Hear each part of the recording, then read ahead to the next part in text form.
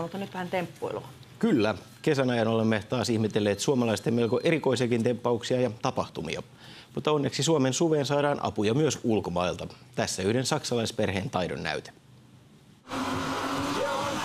Traberin sirkusperhe on harrastanut kaikenlaista akrobatiaa jo 1700-luvulta saakka. Viimeiset 50 vuotta on kulunut moottoriurheilun parissa.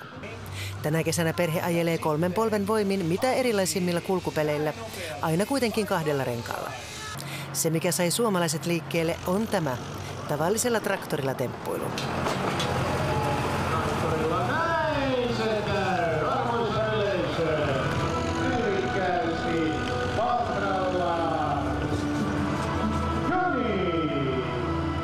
Aivan helppo väline suomalaistraktori ei ole.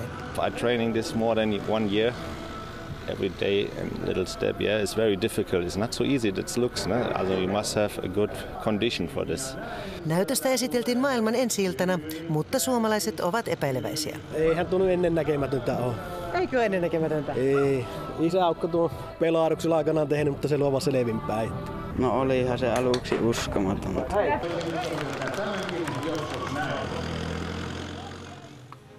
Tuosta ei puuttumaan vaan teksti, älä kokeile kotona. Niin, ja selvinpäin jos kokeilee.